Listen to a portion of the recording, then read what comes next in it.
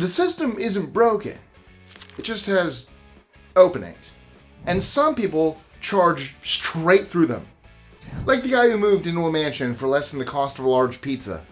Or the dad who claimed a chunk of land between Egypt and Sudan just so his daughter could be a princess. I'm Mike with List 25, and these are 25 loopholes so bold, so ridiculous, you won't believe people actually got to take advantage of them. 25. That time a dad created a royal family of 2. In 2014, Jeremiah Heaton decided his daughter deserved more than just a cake and balloons. So he found an 800 square mile patch of unclaimed desert between Egypt and Sudan and called it hers. The spot, known as Bir Tawil, isn't claimed by either country because of an old border disagreement. Heaton flew there, planted a homemade flag, and declared it the Kingdom of North Sudan, with his daughter as princess. No one took it seriously, but technically the land was unclaimed, and international law didn't stop him. He even tried launching a few development initiatives and asked the UN for recognition, but nothing stuck. Today, the kingdom still has a website, and Heaton still calls himself president. But the rest of the world never joined in. 24. The man with the $16 house. Just over a decade ago, Kenneth Robinson went into a Texas courthouse, paid $16, and moved into a $330,000 house. The house had been abandoned. The owner left, the bank collapsed, and, well, nobody claimed it. So Robinson filed an affidavit of adverse possession, a legal move that, under Texas law at the time, let someone occupy an abandoned property if no rightful owner contested it. If he stayed long enough without being kicked out, he could eventually claim full ownership. Robinson lived the high life for about 7 months, avoiding mortgage payments completely, while his furious neighbors called the media. He ended up becoming a minor celebrity, but the good times ended when Bank of America resurfaced, foreclosed, and had him evicted. The state tightened the rules soon after. 23. The first church of cannabis. Indiana is one of the few states where marijuana is still completely illegal, with no recreational nor medical program in place. But back in 2013, Bill Levin decided to use the state's brand new Religious Freedom Restoration Act as the foundation for something of his own. He launched the first church of cannabis and declared marijuana a sacred part of their belief system. His argument was simple. If the state couldn't interfere with sincere religious practices, then members should be allowed to use cannabis during worship. He filed official paperwork, held a public service, and waited to see what the state would do. For a while, no one moved. But in time, courts ruled Indiana's drug laws still took priority over religious claims. Levin didn't win, but at least he managed to expose a major flaw in the system. 22. The retired couple who beat the lottery with nothing but math. Jerry and Marge Selby were in their early 60s when Jerry, a retired store owner with a math degree, spotted something strange in a Michigan lottery game called Windfall. The game had a feature where, if no one hit the jackpot, the prize money would roll down to the smaller tier winners. Jerry realized that if you bought enough tickets at the right time, you could lock in a guaranteed profit. So they tested it, then scaled it, then built a lottery pool with friends. Over 9 years, they won more than $26 million, pocketing about $8 million after expenses, and it was all completely legal. Unfortunately, once word spread, state officials shut the games down. Jerry and Marge still live in Michigan. They used the money to help their family and community, and they're still known as the couple who beat the system with nothing but math. 21. The Grape brick that outsmarted Prohibition. During the famous, or infamous, Prohibition era, alcohol was banned. But grape juice wasn't. That gave companies like Vine Glow a legal way in. They sold concentrated grape bricks, which were blocks of dehydrated juice extract meant to be diluted with water, with a very peculiar warning. It told customers not to dissolve the brick in a gallon of water and then leave it in a dark cupboard for 21 days because it could turn into wine. Some even listed which wine styles you would end up getting, like Burgundy or Claret. Not to mention that their warning was actually a set of instructions. And because the Voltaire Act allowed home winemaking in small amounts, up to 200 gallons per year, people were good to go. Americans caught on fast, and the makers of Vine Glow laughed all the way to the bank. 20. The DMV mistake that just kept multiplying. I should probably also cover that time a loophole backfired. Spectacularly. Joseph Totaro figured out that he could register his California license plate as null and hoped the DMV software would treat it as a blank value and ignore any future parking tickets. In theory, no plate number meant no fines. In reality, however, after paying one unrelated ticket, the system started linking him to every single violation missing a plate number. Hundreds of fines poured in from cities he'd never visited, and the total ballooned past $12,000. Totaro spent months fighting bogus charges only to keep getting hit with more. So yes, the trick worked. Just not for him. 19. The travel hack airlines hate, but can't stop. Airlines don't just charge for distance, they charge for demand. That's why a shorter nonstop flight can sometimes cost more than a longer one with a layover. Akhtar Zaman figured that out. In 2013, he popularized something called hidden city ticketing.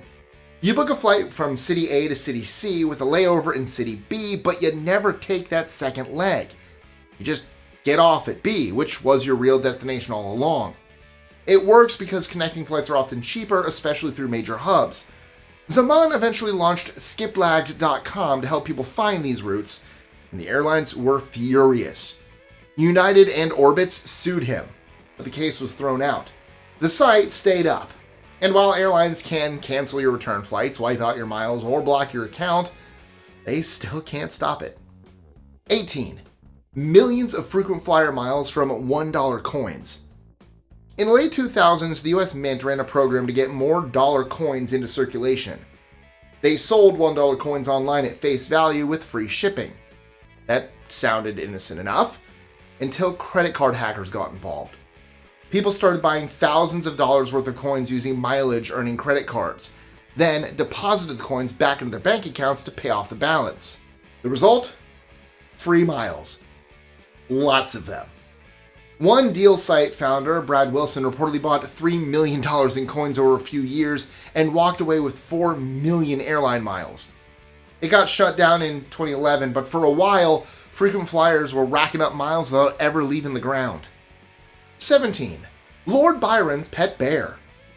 When Lord Byron began at Trinity College, Cambridge in 1805, dogs were banned. But the rules didn't mention bears. So, he got himself a tame bear. He walked around campus on a chain and even rode coach with the bear between London and Cambridge, where a fellow passenger famously tried to wake a sleeping man, only to pull fur instead of a coat. Byron actually joked that the bear should apply for a fellowship since student rules made no mention of four-legged enrollment. And while accounts don't detail what the bear ate, students tipped that Byron likely had servants to manage it, including feeding and cleanup. Byron kept the bear until leaving Cambridge around 1808, then took it to London, where it lived on his estate alongside other exotic pets, like a wolf. 16. The coin Belgium minted just to annoy France. When the 200th anniversary of Waterloo rolled around in 2015, Belgium planned to issue a €2 coin to mark the event. France wasn't thrilled. For them, Waterloo isn't exactly a celebration. And since all Eurozone countries must approve new €2 commemorative coins, France used its veto to block it. That should have been the end of it. But Belgium found a workaround. Coins above €2 didn't need unanimous approval. So they simply minted a €2.50 coin instead. Same design, same message, different denomination. Around 70,000 were released, featuring the Lion of Waterloo and a map of the battlefield. The coin became a collector's item in Belgium and didn't violate any Eurozone agreements. 15. The NFL team that outran the law. A couple of decades ago, Baltimore officials were preparing to pass a law that would let the city seize the Colts through eminent domain. Team owner Robert Irsay knew it was coming and decided not to wait. On the night of March 28, 1984, 15 moving trucks rolled into the Colts facility. They packed up everything, uniforms to the office furniture and training equipment, and drove it all out before sunrise. By the time Maryland was ready to act, the cults were already in Indianapolis.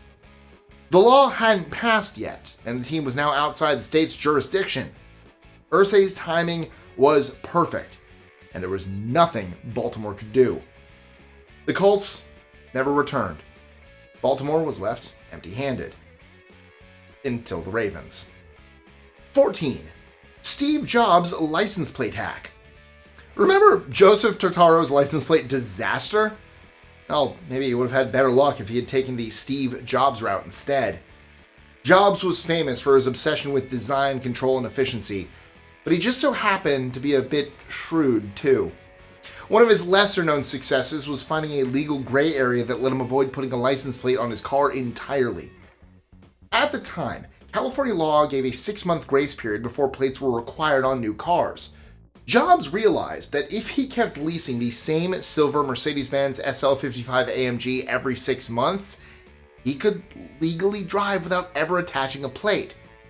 He pulled it off for years, gliding around Palo Alto in a spotless Benz with nothing on the back but a blank plate frame. 13. The band that outsmarted Spotify. A funk band called Voltaire pulled off one of the most legendary stunts in music streaming history. In 2014, they released an album on Spotify called Sleepify, and it was completely silent. I kid you not, it had no lyrics, no instruments. It was just 10 tracks of pure nothing. Then they asked fans to play it on repeat while they slept. The tracks were each about 31 seconds long, just enough to trigger Spotify's minimum for a paid stream. Over time, the band racked up about $20,000 in royalties without playing a single note. They used the money to fund a free admission tour and became overnight legends in the indie music world. Spotify closed the loophole soon after. 12. Changing gender, on paper, to save on car insurance. Most people switch providers to save on car insurance. A 24-year-old Canadian man, known only as David, switched genders.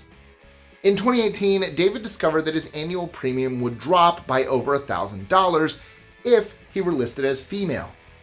You see, young men statistically pay more for insurance, and David decided that wasn't fair. So, he played the system. At the time in Alberta, you could change your gender marker legally with a doctor's note. David got one, filed the forms, and before long, had a new government ID showing him as female. He ended up slashing his monthly payment by around 91 Canadian dollars. He admitted he wasn't doing it for identity reasons, just savings, saying, "I'm a man 100%, but legally, I'm a woman." 11. Lunch, dinner, repeat. Every weekday for years, and all thanks to a loophole in a Six Flags meal deal. Dylan, an engineer working near Six Flags Magic Mountain, figured out that the park's season pass came with an unexpected perk: 2 free meals a day. Most people would use that a couple times a month. Dylan used it differently. He ate lunch on his work break, swung by for dinner on the way home, and didn't buy groceries at all that first year. In total, he estimates he got more than 700 meals across 7 years and saved enough to help pay off student loans and even buy a house. Six Flags didn't limit how often you could use the perk, so Dylan never broke a rule. He just followed the fine print and came out ahead. 10. The man who took unlimited to the skies. Stephen Rothstein bought something that most of us can only dream about: a lifetime of unlimited first-class flights. In the 80s, American Airlines was offering their Elite Air Pass for $250,000, and Rothstein jumped on it. He absolutely made it count. He flew over 10 million miles. He took friends to ball games, handed out free companion tickets to strangers, and sometimes booked first-class trips just to grab lunch across the country. By some calculations, his travel habits were costing the airline more than $1 million a year in lost revenue. Eventually, American Airlines decided enough was enough. In 2008, they accused Rothstein of abusing the pass and revoked it. Rothstein denied the fraud and sued to get it back, but the court sided with the airline. He never got the pass reinstated, but he did become a legend in his own right. 9. When a spy novel became a criminal how-to guide. The Day of the Jackal, a thriller by Frederick Forsyth published in 1971, ended up exposing a real vulnerability in the British passport system, and criminals took notes. In the story, an assassin creates a fake identity by finding the birth certificate of a baby who died young, then uses it to obtain a legitimate passport. It worked in real life too. At the time, UK authorities didn't cross-check birth and death records, so as long as no one had claimed the identity, you could slip through unnoticed. Intelligence groups like the KGB and IRA allegedly used this trick for years. And it wasn't until 2007, 2007, that the UK finally patched the law. 8. The college version of Jerry and Marge. You know how the Selby's cracked the lottery with math that I mentioned in number 22? Well, a bunch of MIT students figured out the exact same thing, and they did it completely on their own. Around 2005, a group of math whizzes discovered that Massachusetts' cash windfall game worked just like the one the Selby's exploited. When no one hit the jackpot, the prize money spilled down to the lower tier winners, and if you bought enough tickets at the right moment, the odds shifted in your favor. So, they went all in. Over 7 years, the group spent up to $18 million on tickets and walked away with at least $3.5 million in profit. That's almost the same return rate as the Selby's got. As soon as it became apparent that two groups were dominating the game, the state pulled the plug. 7. Free first-class meals for a year with one ticket. A man in China figured out how to turn a single plane ticket into over 300 gourmet meals without ever boarding the plane. He bought a fully refundable first-class ticket from Eastern China Airlines in 2014, which gave him access to the VIP lounge, where he showed up every day, helped himself to the free food and drinks, and then pushed his flight to the next day. He did this for almost a year. The airline eventually noticed, but they couldn't do anything about it. First-class passengers were entitled to lounge access, and he technically still had an upcoming flight. When they finally confronted him, he just canceled the ticket and got his money back. Airlines cracked down after that. Now they double-check your flight details and track how often you reschedule. 6. Voltaire's 18th century lottery scheme. Even the famous philosopher Voltaire once took a turn at gaming the system. Back in the 1720s, the French government launched a bond-based lottery with a serious math flaw. The prize was so generous that buying up lots of cheap bonds almost guaranteed a profit. Voltaire teamed up with mathematician Charles-Marie de la Condamine, and together they formed a syndicate to scoop up eligible bonds. Their group won so consistently that Voltaire made enough money to live comfortably for the rest of his life. In a year, Voltaire personally made about 500,000 livres, a substantial sum at the time that many believed helped fund his writing career. 5. Free KFC for everyone. A Chinese university student named Shu figured out how to get unlimited fried chicken. In 2018, he found a glitch between the KFC app and a payment service called WeChat. He could apply a coupon to buy food, trigger a refund through the app, and still walk away with the meal. And he didn't keep it to himself. Shu shared the trick with his friends and even resold meals at a discount. Over several months, they ordered more than 150,000 yuan, about 20 grand's worth of food, without paying. But it didn't take KFC long to notice the losses and call the cops. Shu got 2.5 years in prison. His 4 friends got 13 to 15 months each. 4. The farmer who hid a castle behind his hay bales. A British farmer in Surrey, England, named Robert Fiddler decided to build himself a castle, as in a real, full-sized, turreted, mock two-door mansion. But he had a problem. There was no way the local council would approve it. So, Fiddler tried to outsmart the rules. He built the house in secret, then surrounded it with a massive wall of hay bales and tarpaulins to keep it hidden from view. The plan was to exploit a planning law loophole that said if a structure stood unchallenged for 4 years, it could stay. And he almost pulled it off. After 4 years, Fiddler unveiled his abode, assuming it was now safe. But the courts didn't agree. They ruled that deliberately hiding the building invalidated the clock. Years of legal wrangling followed, but in 2016, he was finally ordered to demolish it. 3. That hedge fund workaround. I can't only talk about Steve Jobs' no license plate trick. Another billionaire, arguably even more famous, reportedly found an even bigger way to beat the system. And I say reportedly because, well, George Soros never exactly shouted it from the rooftops. According to Bloomberg, Soros used a now-closed tax rule that let hedge fund managers defer paying taxes on fees they earned as long as they left the money invested. So, instead of cashing out and giving some to the IRS, he just reinvested it again and again and again for decades. Those in the know say he kept an estimated $13.3 billion in tax-deferred gains. To give you a better idea of the figures, let me explain it like this. Let's say you're a hedge fund manager making big returns. If you pay taxes on your profits every year and then reinvest what's left, you might build up to about $2.4 billion over 40 years.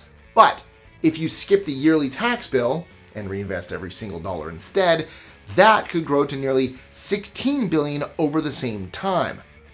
Congress finally shut the door on this in 2008, but the advantage, was already done.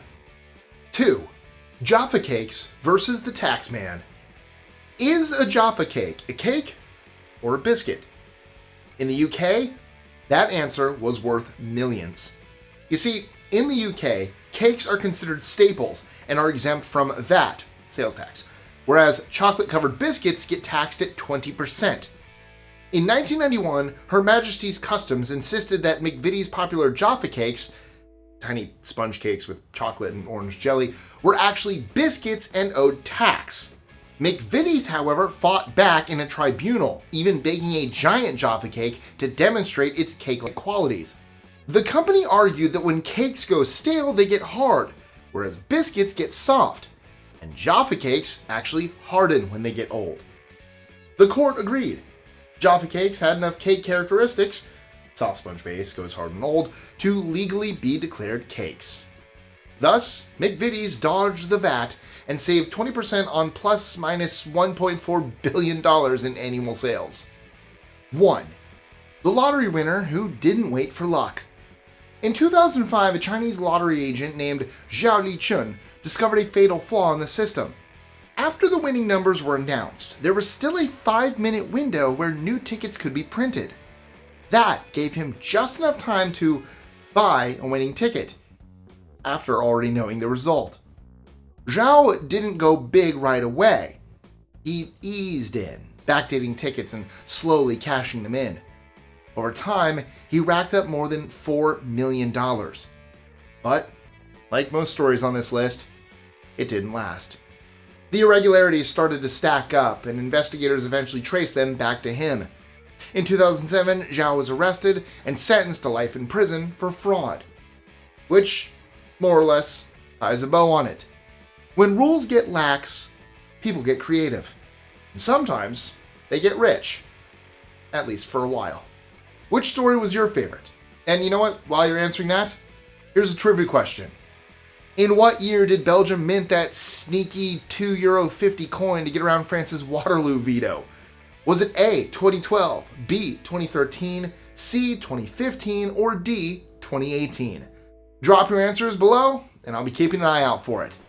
And if your brain's still in curiosity mode, go check out our related video, 25 Weird Facts from Around the World, that'll still surprise you, where I covered everything from robot dogs with wheel feet, ancient cannibals still alive today, and a bubble mystery that took scientists 1,000 years to solve.